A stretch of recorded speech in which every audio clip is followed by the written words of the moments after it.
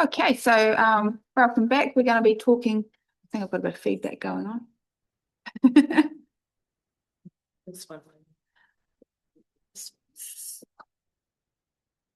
So today we will be discussing the terms of reference, which is for our committees that we're trying to set up.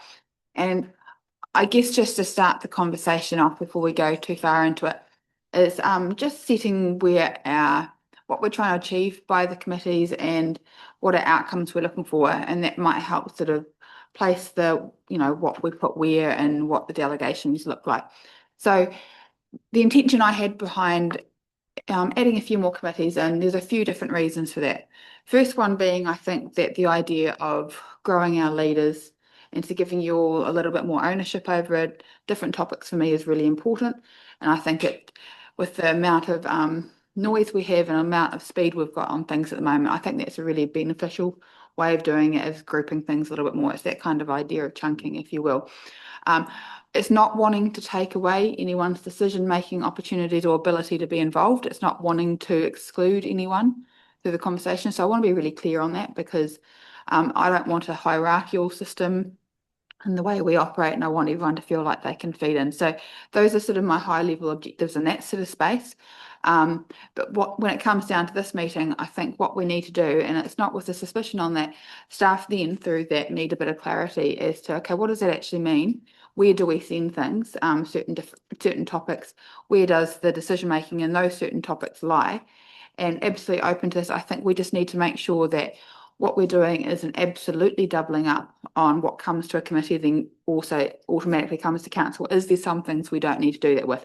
And I think there's going to be the odd topic that we absolutely need to do that with. So it's teasing that out a wee bit and just making sure our intent is really clear and we can send that through. And we probably haven't been all that clear on it because there has been an intent behind just the committee or creating a committee. And then I think I'm learning a little bit on the job, teasing out what that means in practice so that staff know when there's a different topic or what group gets pulled into which things around, our CCOs and that kind of thing. Just making sure we're really clear, and when poor Arlene is sending out invitations, she knows who she's supposed to invite to things. And I have just mentioned to her, for instance, from our conversations from today around like our CCO shareholder committee meetings, having the difference between required and optional on people. So the people that are sitting as required on that there are on the committee, and the ones that are sitting in optional space, so that you're aware it's happening, because it's not an intention to exclude. Is that reasonable? Has anyone got at this stage at the higher level anything they want to add to that, Hannah? Yeah, no, thank you. I haven't gone into the real refined detail of this, but I quite like the idea and the concept of sharing the load and just giving each of the different committees different responsibilities. And then it makes me feel reassured that, like if Sven's got a specialty in some area, I don't really have to worry too much about it because I know you'll bring that information. So for me, like I'm quite high trusting of the various committees, and then we'll all do our best. You still have a chance to feedback, but at least they can do the initial kind of holding the work and the advocacy stuff that I see in here. Thank you. And I'll throw to John in a second, but just touching on a comment that I've seen have come through of Franz, my intention will be that we can revisit this maybe about a year or so's time, to make sure it's working, and just to touch it back, because we don't want to just put something in and sorry, that's the rules, that's the way we're operating. We want to be open to being the best us that we can be. So this might need to be a moving feast, but we need to get off the starting blocks and be really clear so we can get into our committee meetings. John. I'll just reinforce what Hannah's saying and everything else, and I think I see it as a great conduit of everybody working together, so we're all on the same page. By the time it does get round here for a full council meeting, it's been bashed out, everything's been done, we're on the same track and we're going forward, so we're saving a lot of time. There's just a couple of things I'd like to change in that, but we'll presume that's coming later, isn't it? Yeah, we will come into the detail sort of space. Right, from a staff point of view, does anyone want to introduce or have a... I can introduce. Yep, go for it. Okay. Yes, thanks. I thought we would look at these terms of reference one at a time. The main issue I have from my perspective is that there is some crossovers and some gaps in them. And so I often get staff coming to me saying, does this go to full council or does it go to a committee? And then does it have to go to a workshop and then a committee and then to council? And why are we doing it 3 times? And so those are the sorts of questions I'm getting. So the reason why I requested this workshop with you was so I could get more of an idea from you guys around sort of the whole process of putting decisions through, and where to put papers into which agendas, but also to talk about the roles of the chair of each committee as well, because the chair ultimately is the decision maker around what goes in. And so that will be Councillor Hannah, Councillor Holding and Councillor Cowles with these 3. And of course the other committees we've already done, but they were ones that we had before the elections, so they've kind of bedded in already. So apart from that, I'm not expecting everything to go smoothly right from the start, but if we can just have a look at some of these issues today and I can get your advice, that would be great. So shall we start with assets and infrastructure? Just take a Jim question first and then we'll jump in. Jim? Look, it's not a question. A couple of comments since Arlene's raised these matters. This differs quite considerably from the material that was sent out early in January, and I think is the better for that. Brent has raised, I think, some legitimate issues, and I know his and mine corresponded early on. I'll seek his comment on this, but I would like to see the purpose of this committee rewritten, because at the moment it looks as though it is the committee that will have power to decide what our planning, development, management and maintenance is going to be. And I would prefer the purpose to read, the Assets and Infrastructure Committee will provide recommendations to council and oversight of the strategic direction for planning, development, management and maintenance. It still places the ultimate decision with council. 2 other questions I have, or 3 actually. I think roading should be incorporated in the assets as well as water supply and so on. I know you've got transport in there. Jim, can I just pause you there for a second? Because Arlene was about to kind of just introduce this one and we might come back. Oh, okay. But I just, That's fine. He could. I'm are you happy with that? Yeah, I'm Okay, happy for that's an right. opinion. No, Thank carry on then, Jim. Thank you. Well, so those are a couple of comments. Can somebody just explain to me, the committee will have the power to review and adopt project level policies, and I'd like to see some fuller description of what the words project level mean. And I just wonder, very moot point, but on the second page under 8, I wonder if the word co-opt could be replaced with the word appoint. The committee may appoint non-voting members subject to the mayor and chief executive's approval. Well, I think without going through the formal comes back to council for a re-look at the membership, I think that there's an opportunity for a co-opt without having to review the membership. So it allows us to bring that in and off without it being quite such a formal process. Appoint or co-opt, or just co-opt? I'm happy with appoint or co-opt, but I think co-opt gives us a bit more flexibility. Yeah, well, in that case, could we have that committee may appoint or co-opt? Oh, sorry, mic on. I don't know if I had. Would you mind if I know Brent circulated an email to all of us, including you, I guess, Noel. Can I ask Brent for his comment on that purpose matter that I raised at the outset? Are you on there, Brent? No. He is there. Here it is. All right, I am here, but I'm just on the phone to the hospital. Won't be a moment. I'll That's come back. right. I'll flex back to you for when you're ready. We don't need to do that now, Brent. Yep, thank you. Right. Okay. Thank you. No, it's a good start, councillor Hopkins. Oh, thank you. Got it now. Good start, councillor Hopkins. Just where you say review and adopt project level policies, that actually leads to a comment from staff. I can get to the presentation. Here we go. As you can see top left there, Josh said, what is intended by project level policies? We wouldn't make a policy for a project. And so given that, and also your comment, what I will do is just delete that project level policies, because they, according to Josh, they don't exist anyway. So these are the questions that were asked by staff in the review process. The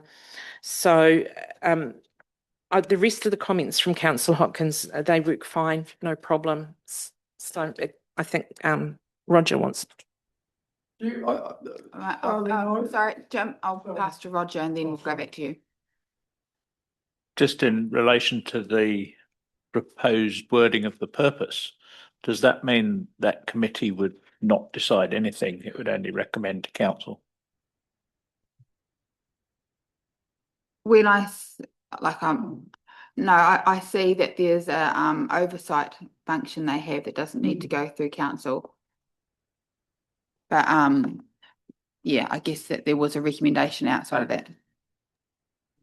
I thought the wording proposed was that it recommends to council for approval or something.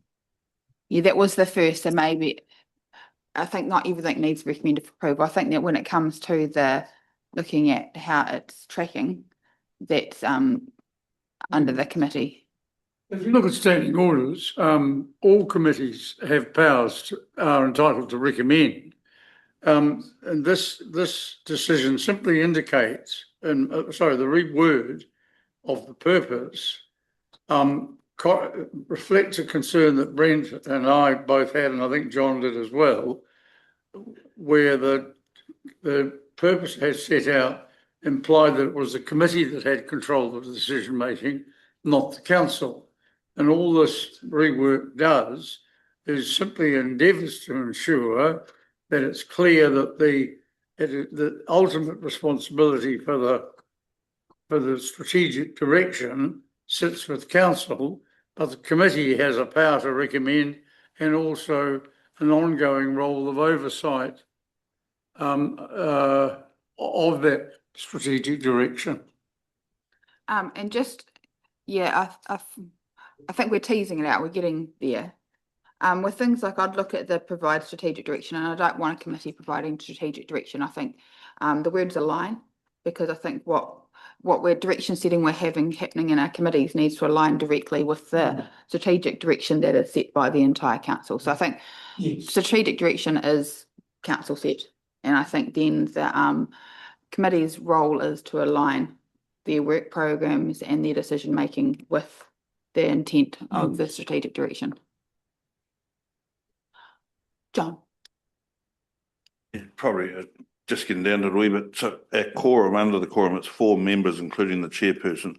Could that be made 4 council members? Because what I'm trying to get at is the independent 4 are not elected, we are. And so therefore it protects the council as such from being railroaded if there's 4 other independent directors. I'm just taking the worst case scenario. The 4 elected members, which 4 in this elected case is not so relevant, but I get your point. Yeah, so, and secondly, those independent members, and I understand the word COP and everything else, do we actually advertise for them as well? So we're totally transparent. Sorry, what was the question? I missed it. Do we advertise for them as well? So we're totally independent, or we just approach people in the district? We haven't, at this stage, like if we look at the harbour one, I named some from last term, and I essentially named the same ones we had, excluding the Mrs. Agnew or Philippa Agnew, which I've had a chat to her about that, and that was more because I believe we can bring that skill set in, and that should sort of come in through a lot of other ways through our council process. And it was just looking at membership. But so at the moment we haven't. We have basically selected, and there is room for another space in there. But maybe that's a discussion we have when we get to the Oamaru Airport, Oamaru discussion. I think when it comes to membership, we need to be a wee bit careful around public discussion around individuals. Can I just make a correction? The first version of the assets and infrastructure terms of reference that went to councillors had those independent members in the assets and infrastructure committee by mistake, and so I'm not sure which version you're looking at, but the one I've handed round today will have them in the Oamaru committee, is where the independent members are. So that's the correct place. There are no independent members in assets and infrastructure. So, Constitution says, Eileen, that 6 councillors and 4 independent members may be appointed by council resolution. whereabouts is that? That's Please. by the second one down, the Constitution right at the top, under the draft terms of reference.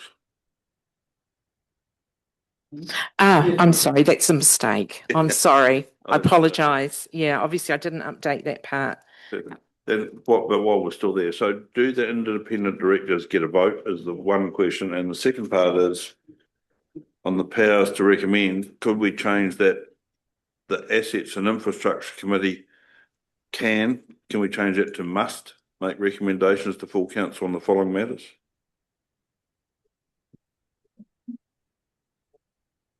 Not fully candidate, John.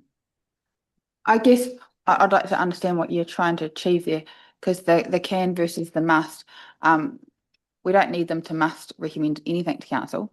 That's probably the prerogative of what the committee wants to cover and the chairperson, and things. But if there's certain bits and pieces that you don't want them deciding, that's probably a different conversation. Sorry, no, where I'm coming from, it's all got to come through. A lot of it is through the long-term plan or the annual plan as projects go. So to keep everything on board and where it's going to, that must be reported back in my mind. You can't, so the way it reads there, as they can make a recommendation that they legally have the powers to do in the scope of activity. But this way it actually makes sure that everybody knows what the scope of activity is. Sorry, it's just probably this. Let's have a look around. Roger? Sorry, I'm looking blank. I think I get where John's concern is. John's concern is that unless it says must, they might go and do something. Whereas because it says can. So I think if they want to decide something, John's saying they must put it through to council rather than they can put it through to council. Yeah. But I don't think Yeah, that's, recommend, John. I don't think it's an issue.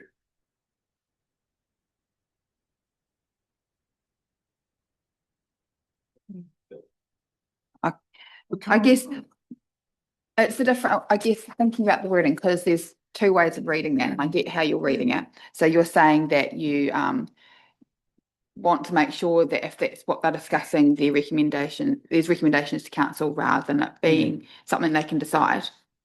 When I think I read it as if that's what their is on their agenda and they're talking about, they can make recommendations to council as a result of whatever they're talking about, but not saying that we're directing how they have to what they have to have on their agenda. Alex, you might be able to. Would this be solved by saying the following matters are reserved for council and the committee can make recommendations on them? Yep. To council. Yeah, thank you. Happy with that.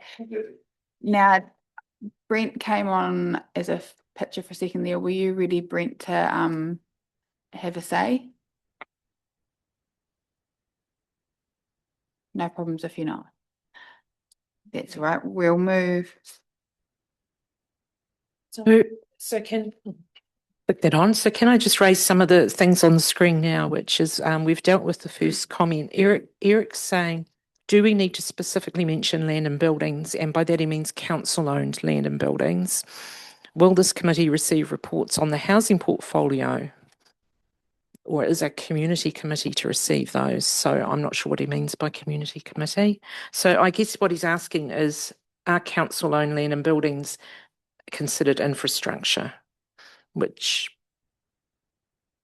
So it's just their assets actually, so they would come under the remit of the committee. Yeah. Okay. So property as well as running corporations, that was scheme. I think roading's incorporated by the virtue of the word transportation, but it should probably be, it should say roading. Okay.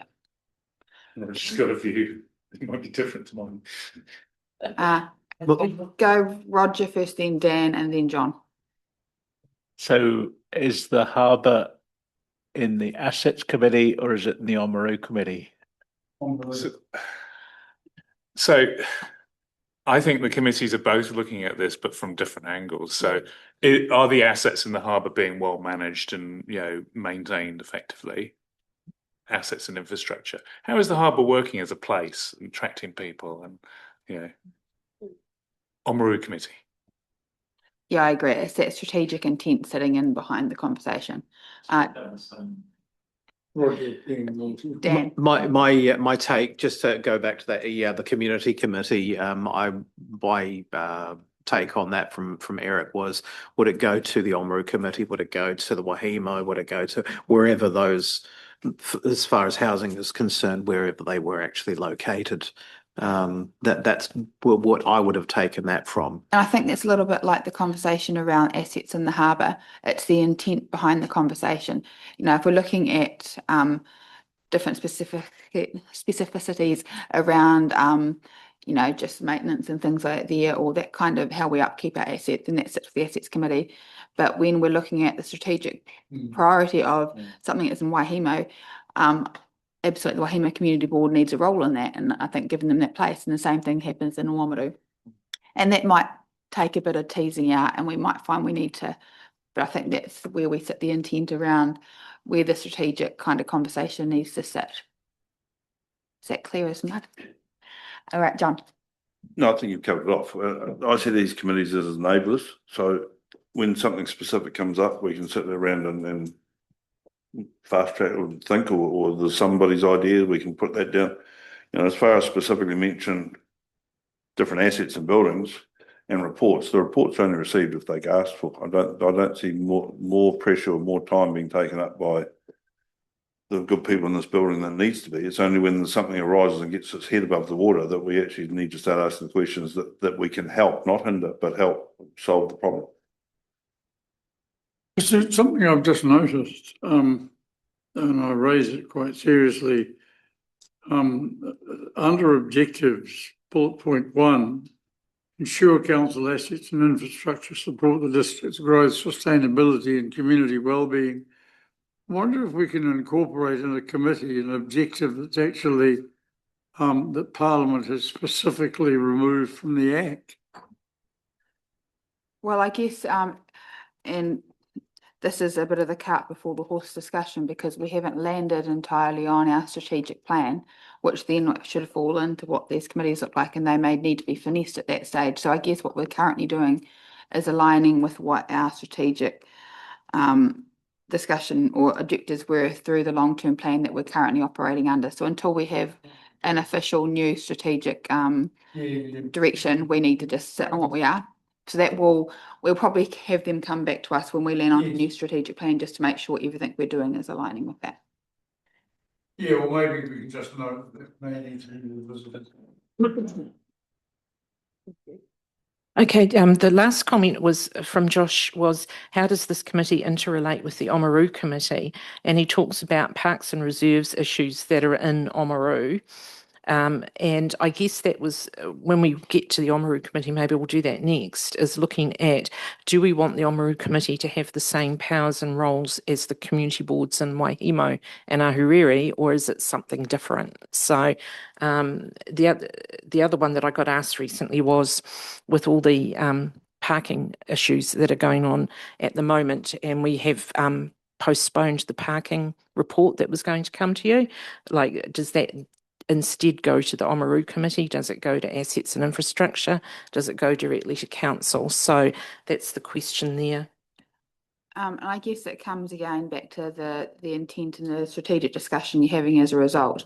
Parking, for instance, that is going to sit between two, because one of them is how we make our assets work and how we fund them and that kind of thing. But then there is particularly, I think, where the you know, the real rubber hits the road in that conversation is what we're trying to provide for the community and the affordability side of things. So for me, that would lean it then into let's bring it in front of the Oamaru committee before it goes to council for a decision to tease out, because it sits more there in the kind of personal sense than it does sit in the straight assets and infrastructure conversation.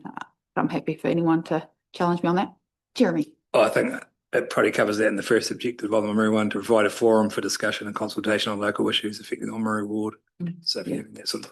I see it very much like the idea of our community boards, where it's just it's that local flavour, and you know, we've got to be a wee bit careful. And the Oamaru one was the one that I probably played around with many times and questioned how we're doing it, because at the moment I have every Oamaru councillor on the Oamaru committee, because it felt wrong to exclude any of those voices for people that had been voted into that space.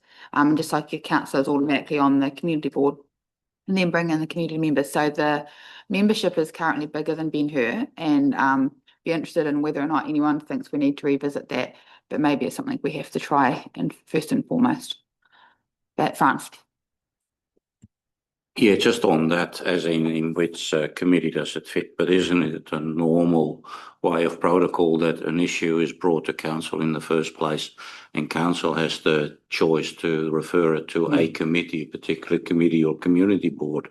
So no, I think it's probably on the flip side that things, say for instance in the Wahimo ward, I would see that they should be put in front of the community board first and foremost for their take on things, and then to be coming up from there. So you're getting your grassroots on the ground kind of understanding of the issues and the pinch points, if you will, before you actually feed into the council discussion. So you've got a lot more informed discussion happening when you hit council. And I don't think council should always be launching those conversations. A lot of the time, I think, like with community boards, they still need to work under our strategic objectives, but if they've got their own kind of program of where they see their priorities, then I think it's really important that we see that and they start to feed up into the decisions we're making in that area within around the council table. It's also regeneration important. Yeah. And so, yeah, it's an uncomfortable one. I think sometimes it's that, you know, where does this sit better? And I think in particular in the Oamaru space, we're probably going to have that conversation, which is why I kept the membership larger at the first instance, because I think it will be a hard thing for people to let go of that in the first instance. But I think we've got to be clear on what decisions they do and don't make. Oh, sorry, Brent. I've missed your hand up there, sorry. No, that's fine. Sorry, I just had a couple of phone calls I had to take. Just I know I probably missed you. I think, you know, that you've probably moved on from the first one for the Assets and Infrastructure Committee. I guess the only concern I really have there, and it's a very high level concern, but I mean, scope of activity, power to act, the oversee of implementation of major capital products. I understand it's only the implementation, like, but somewhere in there, I feel that needs to be something along the lines of council approved, oversee the implementation of council approved major capital projects. I don't think we should be, it could be confused that we're actually approving a major capital project, if that makes sense. Yeah, so I think we probably need to be clear on council approved, because I see where you're coming from. And if they've been programs of work that have already been approved by council, then we can have that conversation. I just don't want to have all the current projects we've got underway. We need to first have a council discussion around whether or not the Assets Committee can talk about that. So it's just being clear on what the intent there is. Yeah, it was just the wording of that could be misconstrued as, you know, around that major capital projects. For me, that's about the only issue that well, it's just a wording thing, really. It's just. And we've got a few other things that you might have missed, and I guess just being the chair on that committee, I wonder whether, Arlene, you consider have a wee bit of a walkthrough where we've got to in that particular one, so that you can sort of hear the changes we're talking about so far. Okay, thank you.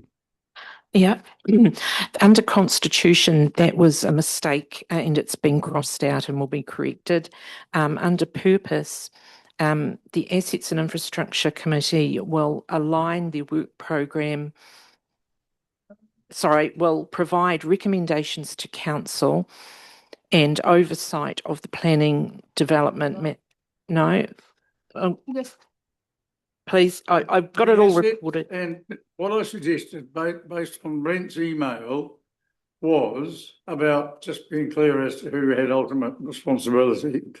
The Assets and Infrastructure Committee will provide recommendations to council and oversight of the strategic direction for planning, development, management and maintenance of Waitaki District Council's assets and infrastructure.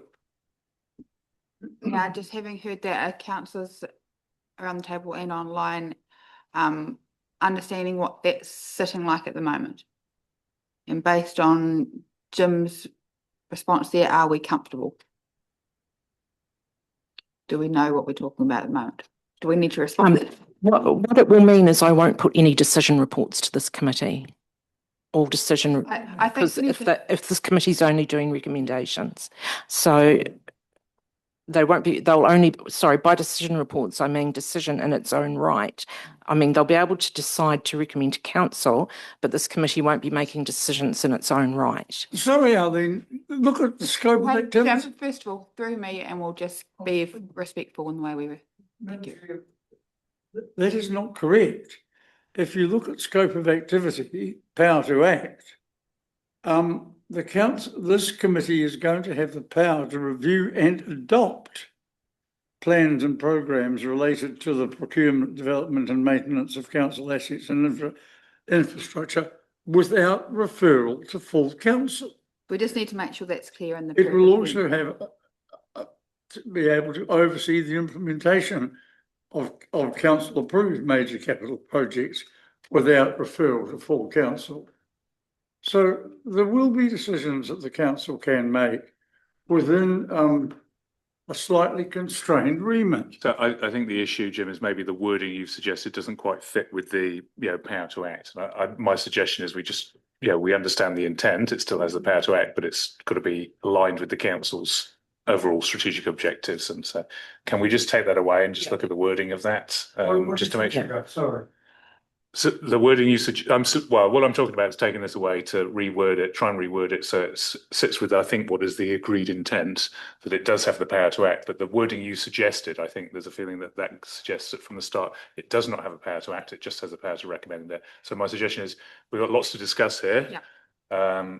You're in danger of not getting through the agenda. Can we just take that away to try and suggest some alternative wording that sits with the intent that I think is there? We understand the intent moving forward, and it's going to come back to a meeting to be adopted. So yes, I agree with that. Thanks, Alex. Yeah. You yourself said strategic direction belongs to the council. Ergo, the purpose of this committee should indicate that it plays a subordinate role to the creation of that strategic direction. And I would have thought oversight of the strategic direction and recommendations to council about it adequately describe what the committee should be doing. I think we're not going to wordsmith right now. The concern really just is on where the power to recommend sits in there, and just understanding where they sit in the process of like the, they don't set obviously the strategic direction, but I think we're all understanding what that is, and I think we can just send that away to move on from that. So carrying on, sorry, Arlene. No, thank you, that's fine. And I'm recording this, so I will be able to go back and get that wording correct. Okay, asset management plans coming up is the next slide. And the reason I've put this up is because part of the long-term plan process is before we write the long-term plan, we do these things called AMPs, or asset management plans, and they're quite an extensive body of work, and we will be coming to you as governors around what's put into these plans. At the moment, they will all fall under Assets and Infrastructure Committee, but there's also a crossover with Strategy and Advocacy Committee, so I just needed your advice on that.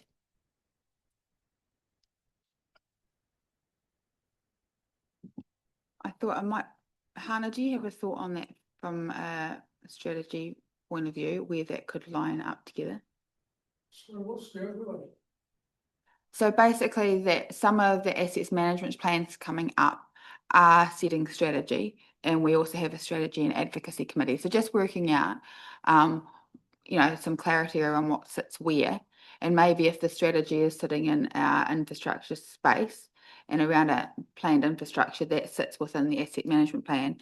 But yeah, just looking to whether anyone has any other thoughts on that. Hannah, I'll stop there. I think in terms of asset management plans, that should sit with the infrastructure. Like itself, the body of that work, but the function and the role form of the strategy advocacy committee is to help oversee and ensure that it's embedded. Our overall high level strategy is embedded across these plans. So there you've got the overall council strategy, and then you've got all these kind of committees, and our function and our committee is to make sure that they're all feeding in and aligned. That's how I have it in my head. Like, we shouldn't take over. I'm not going to get my head around every single asset management plan.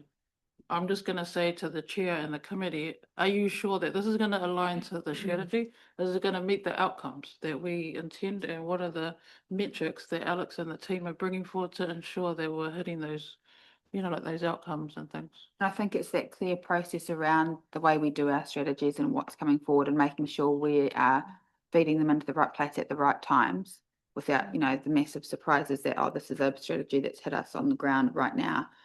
We've got to decide it today, or we're not going to make timeframes, that kind of thing. So it's probably the making sure the processes are underway. But if the actual strategy itself sits in the asset management space, then it sits with that committee. Is that clear? Yeah, and I think just to add to that, I think, thinking about what's happened in the past, often, our asset management plans have been developed in isolation of each other and not always within a clear strategic framework. So I'd say that, the strategy and advocacy committee, that their role in looking at this is not to look at the individual elements of it, but to look at the whole, and is it taking us in the strategic direction we need to in achieving those strategic objectives overall, rather than having oversight of the individual plans. And that would be for the Asset and Infrastructure Committee to be into the detail of the individual plans. John? Yeah, I think Alex has summed up perfectly, because it's like a satellite view that helps give direction to everybody once we find out, which one of those is relevant and which one we have time for. The whole system, it's a start at the top to actually then break it down into, as Franz put it, chunk it into what we can do and what we can't do. But we're starting by taking all that discussion time that sometimes we waste in here hugely out of the system and actually getting a direction that everybody's happy with. Love it. Dan, then Franz. Yeah, I agree. I think it depends on where you put the hierarchy, whether you're looking at the asset being the important element or you're looking at the strategy being the important part of it, and the asset's actually playing the role within that strategy. So, yeah, I think, as Alex said, I think he's nailed it on that one. Franz? Yeah, basically reflecting there what Hannah said, to me, as part of this committee, by having the advocacy committee actually giving it even if you, and I don't mean this derogatory sense, the tick of approval, then we are, as a committee of the Asset and Infrastructure Committee, we have the confidence that yes, this fits into the strategy, so we'll go on and can focus on the plans themselves. Now, I'm going to pass back to Ali in a second. I'm just going to pause there because we're out of time. But why I've let this kind of carry on is I think we're trying to set a bit of that, what we're trying to achieve kind of picture. And if we're really clear on that, then we can go away and tease out that detail a little bit more. So I guess it's really throwing to Arlene, because I know we haven't gone into the detail on all of our plans here. I think it's a bit of a working with the chairs of each committee to finesse things a wee bit, making sure we're aware of what we're trying to achieve through this, and then it is a bit of a review room again when we've had a bit of time before it comes, and we're going to be running out of time on that one a wee bit. Yes, it means we won't make the next council meeting. So it's whether or not we, with this understanding of the intent behind things and working with committee chairs, if Arlene's got any questions, whether we're comfortable that there's enough of a direction. And I will throw to Arlene in just a second to make sure if she's got any particular questions before we close that up that we can have covered. I will go to John and then to Jim. And look, overall, I'm pretty relaxed with the two, except the Oamaru one. I think we need to make sure there's a few boundaries in there, and just to make the quorum should be still 4 council members, Yep. so that we don't get railroaded. And secondly, objectives 1 and 2 down the bottom, or scope of activity, power to act. That needs reworded, especially 1 and 2, because it means, are they actually doing the operation of those assets that are listed there, the community facilities, parks, council services? I think that needs reworded or restructured. And other than that, I'm happy. Okay, no, that's cool. We'll take that one on board. Jim? Just think to resolve that matter of the delegation between strategy and committee and assets. My view is that each of those policies and strategies has assets. And as long as it is clearly indicated that the role of the assets committee is to do an assessment of and report on the condition of the assets, but not on wider strategic matters, then the problem's solved. Yeah, but I think they need to be probably the owners of the strategic plans in that space. Yes, Yeah. yes. So Arlene, I know I'm putting you on the spot a whole lot here. That's right. But is there anything else you need clarified?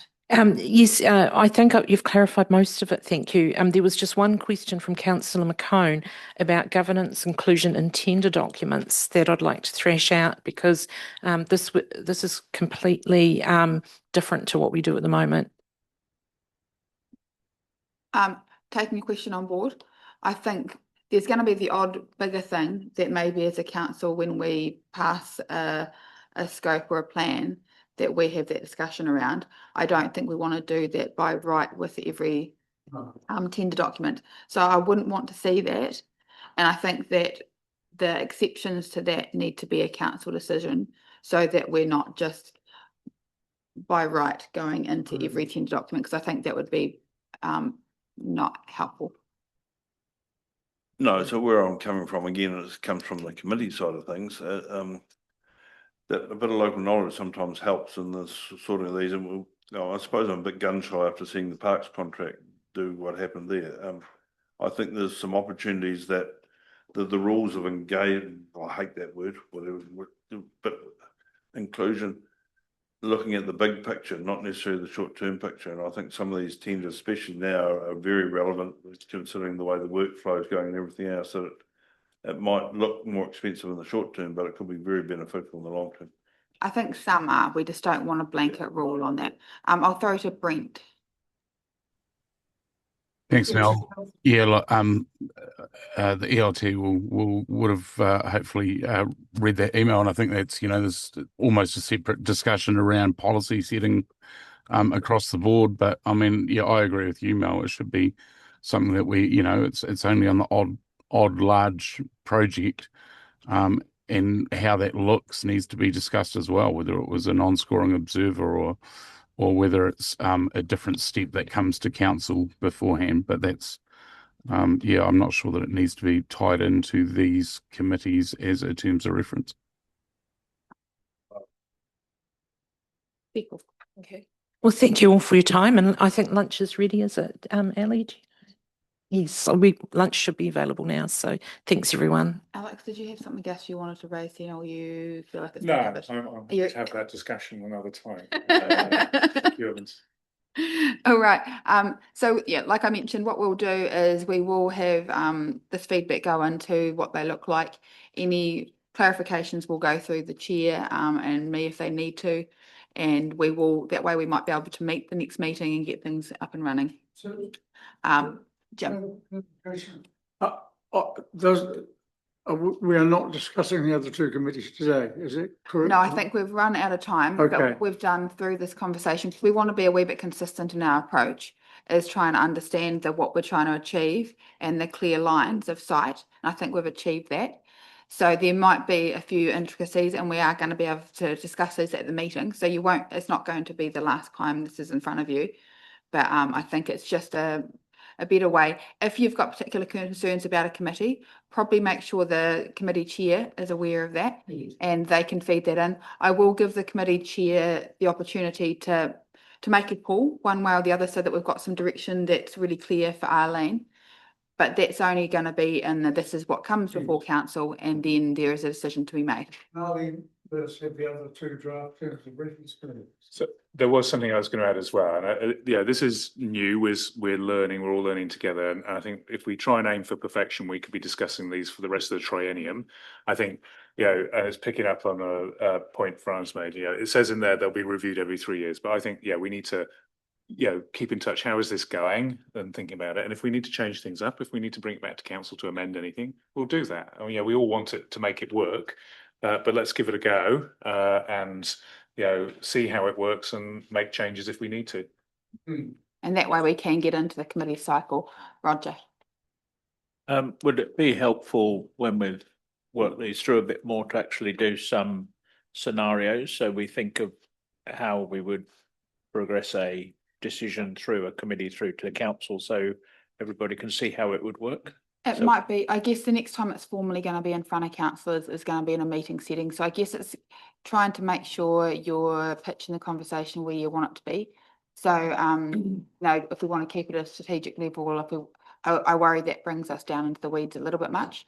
But Perhaps with the chairs that are going to be in the committees, just to check. it may well be, and there may need to be a side meeting there where we, if there's a bit too much question, we bring the chairs together with Arlene and myself, say, and make sure we're being consistent and clear on how to talk about this.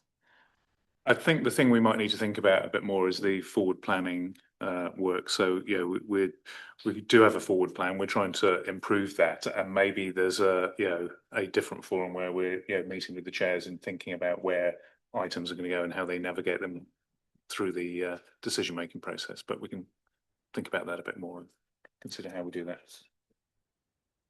But for now, Brent, are you happy at this stage? Yeah, I'm comfortable. Thanks very much. So all good. Fantastic. We'll wrap her up there, and thank you everyone for your time.